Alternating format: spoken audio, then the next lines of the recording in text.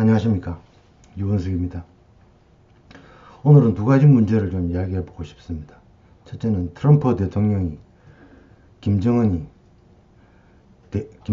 다루는 어떤 방법, 대북 전략 전술, 그리고 한국의 처지, 또 다른 하나는 우리와 조금 거리가 멀지만 프랑스에서 일어나고 있는 소위 노란 조끼 시위, 옐로우 베스트라고 그러죠. 그 두 가지 문제를 짧게 15분 안에 이야기를 해야 될 것 같습니다. 제가 볼 때는 트럼프는 아주 성공적인 대북 전략을 잘 이행하고 있다고 생각합니다.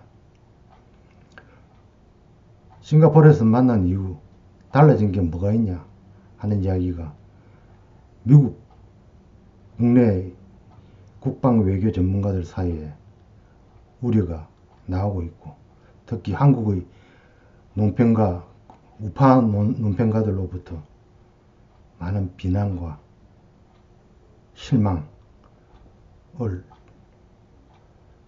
듣기도 합니다만, 제가 볼 때는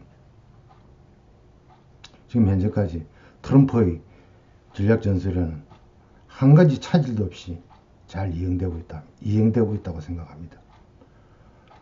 김정은이와 자기와의 사이가 좋다, 심지어 사랑에 빠졌다, 앞으로 또 만나자, 미국으로 워싱턴으로 초대하겠다.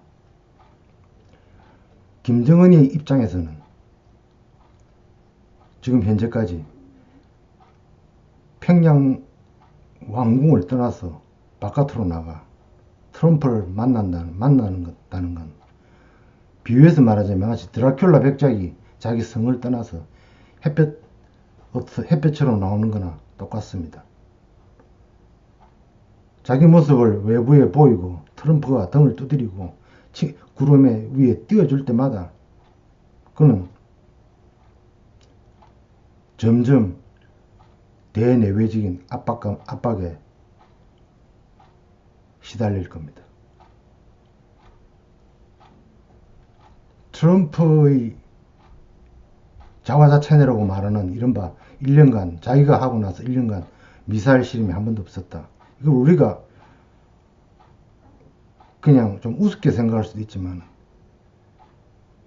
군사 전문가들의 이야기에 따르면 그렇지도 않다고 합니다. ICBM, 즉 대륙간 탄도미사일, 그것이 설계상, 계산상으로 완성을 시킨다 해도 실제로 대기권 밖으로 띄워보내는 실험을 하지 않으면 실전에서 그 효용성을 믿을 수가 없다고 합니다. 물론 다른 미사일 부품이나 또 여러 가지 장비 등을 중공으로부터 수입해서 써먹고 있겠지만, 그리고 중공으로부터 그 아마 대륙간 탄도탄 데이터도 역시 받아서 자기들이 보유하고 있겠지만, 그래도 직접 실험하지 않는 것과 계산상 데이터는 천양지차라고 합니다. 그러므로 일단 트럼프의 미사일 실험, 핵실험, 핵개발 저지는 성공했다고 봐야 됩니다. 그 외에 냉정하게 생각해 보면 트럼프가 북한을 위해서 해준 건 하나도 없습니다. 다시 말하면 김정은이 트럼프로부터 얻어낸 것이 하나도 없다는 이야기입니다. 한국의 문재인으로부터 얻어낸 것은 있느냐? 그건 역시도 별로입니다. 개성연락사무소에서 만나는 북한 측 관리들은 자주 그런 불평불만을 한다고 합니다. 물론 그 사이에 비밀리에 뭐가 왔다 갔다 했겠죠. 그렇지만 그것은 평양으로 볼 때는 그냥 가벼운 떡값에 불과한 거고, 정말 자기들에게 영향이 되고 살을 찌울 수 있는 어떤 혜택이라는 것은 미국의 감시에 갇혀서 전혀 행동을 못하고 있습니다. 남북 간 철도 연결, 러시아 가스관 연결. 이건 어림없는 이야기입니다. 지난번 트럼프가 EU와 FTA 협상 관계로 유럽을 방문했을 때 독일 수상 메르켈 면전에서 러시아 송유관을 지적하며 적으로부터 연료를 공급받고 있다고 비난했습니다. 즉 나토가 창설된 목적은 구소련, 현 러시아를 잠재적 적국으로 보고 만든 것인데, 독일에서 발트의 심해로 러시아로부터 천연가스는 원료를 공급받고 돈 주고 사고 있다는 사실에 대해서 트럼프가 매우 불쾌하게 이야기한 것입니다. 그런데 러시아 가스 송유관을 북한을 통해서 남한으로 오는 것을 미국이 그냥 두고 보고만 있겠습니까? 철도는 기간산업입니다. 특히 지금 평균 속도가 20km를 넘지 못한다는 북한의 철도는 거의 물류면에서는 사실상 꼼짝도 못하는 그런 상태라고 봐야 합니다. 그런데 거기다 우리 돈을 들여서 철도를 깔아주고 그 친구들이 그 북한의 물류 이동을 쉽게 해주셔서 그들이 산업 발전을 도와주고 결과적으로 김정은 독재 체제를 안정되게 해줄 거라고 해주는 것을 미국이 허락할 거라고 인정할 거라고 그렇게 생각하십니까? 제가 볼 때는 아주 미친 짓입니다.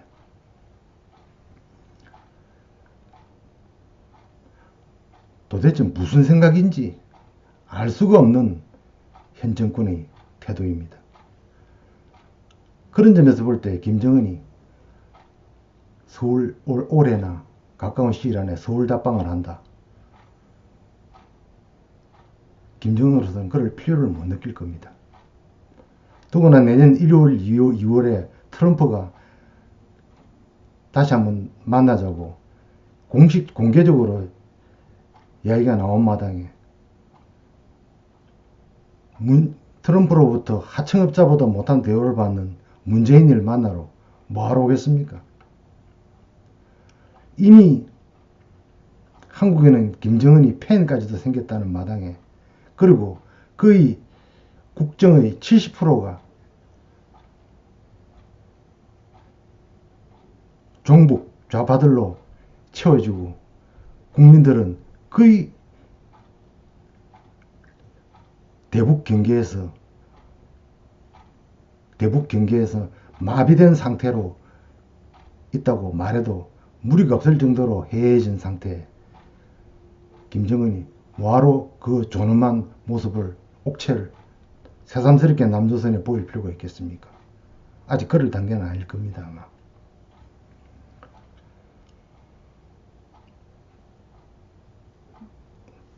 로이터 통신에 따르면 얼마 전에 올 9월에 한국은 미국과 약 26억 달러에 달하는 군사물품 구매 가계약을 맺었다 합니다. 그리고 약 한 3,400억 원 정도, 3억 달러 그 정도 되겠죠. 되는 미사일을 곧 구매하기로 약속을 했다 합니다. 이게 무엇이겠습니까? 미국과 북한 사이에 끼어서 이 눈치 저 눈치 살핀다고 그냥 돈으로 때우는 겁니다. 물론 미사일 사온다는 거예요. 그래서 방어한다는 거에 대해서 우리가 이견을 달 필요는 없을 겁니다. 그렇지만 지금 현재 대한민국 국군을 거의 해체하다시피 한다는 평가를 듣는 이 현 정부에서 그 미사일을 가져와 봤자 무슨 국방에 큰 도움이 되겠습니까? 있는 것도 잘 쓰지도 못하고 없애려 하는 판에 순전히 그것은 미국의 비위를 맞춰주기 위해서입니다.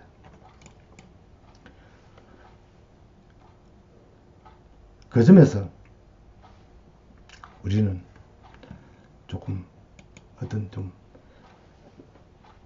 서글픔을 넘어선 비극적인 면을 느낍니다. 미국에 사람 취급도 못 받고 김정은이한테 무시당하고 중국에 심심하면 쥐어박히고 도대체 이 정권은 왜 정권을 잡았는지 이해를 못하겠습니다. 물론 대한민국을 적화 통일시키주게 하겠다고 북한에 넘겨주겠다고 그렇게 그들이 생각하고 있다고는 믿지 않습니다. 그들도 그렇게까지 머리가 나쁘진 않으니까요. 그렇지만 의도가 어쨌든 방법이 어쨌든 결과는 그런 쪽으로 갈 게 뻔하다는 게 우리의 걱정입니다. 지금 프랑스에서는 유류세 인하가 아니고 인상으로 인해서 옐로우 베스트 즉 노란 조끼를 입은 시위자들이 거의 파리를 마비시키고 있다고 합니다. 지금 3주일째인데 러브르 박물관과 무슨 탑이죠? 그게? 에펠탑도 휴일날 봉쇄 조치를 하고 있다 합니다. 그 이유는 유류세 인상으로 촉발된 거지만 지금은 전방위적인 대정부 불만으로 표출되고 있다고 합니다. 불만이 표출되고 시위도 전국 각지로 퍼져나가고 있답니다. 마크롱은 거기에 대해서 군대까지 동원하며 최루탄을 쏘아대며 강력하게 저항하고 결코 자신의 입장을 바꾸지 않겠다고 얘기를 하는데 그 입장이라는 것이 두 가지입니다. 유류세를 왜 인상했느냐. 소위 파리 기상 협약에 따른 대체 에너지, 그러니까 대체 에너지 개발을 위해서 탄소 절감을 위해서 연구 비용 혹은 개발 비용으로 쓰기 위해서 유류세를 인상했다고 합니다. 그 점은 아주 진보적이죠. 그리고 또 하나 프랑스 국민들을 분노하게 한 것은 30년 전 미테랑 정부가 시행한 부유세, 일정한 금액 이상의 소득에 대해서 세금을 매기는 부유세를 폐지하겠다고 마크롱이 선언했기 때문이랍니다. 그래서 마크롱은 결국 부자들이 대통령이다 하는 인식이 프랑스 국민들에게 퍼져나가고 있다 합니다. 왜 부유세를 인하했느냐, 부유세를 철폐했느냐. 그것은 지금 브렉시트, 즉 영국의 EU 탈퇴로 인해서 아주 그 앞날이 불안한 영국 내의 은행들을 프랑스로 유치하기 위해서 그런 부유세를 폐지했다고 하는데 그 논리 자체는 맞는 말이지만 역시 정서적인 문제로 프랑스 국민들이 분노를 폭발시키고 있다고 합니다. 특히 마크롱의 이력 중에서 문제의 로스차일드 전 세계 업무의 가장 빠지지 않는 중심 가문 로스차일드 은행에서 마크롱이 4년 동안 M&A 업무를 하며 돈을 많이 벌었다는 전력도 거기에 포함되어 있다 합니다. 하여튼 재밌는 참 우스운 세상입니다. 또 뵙겠습니다.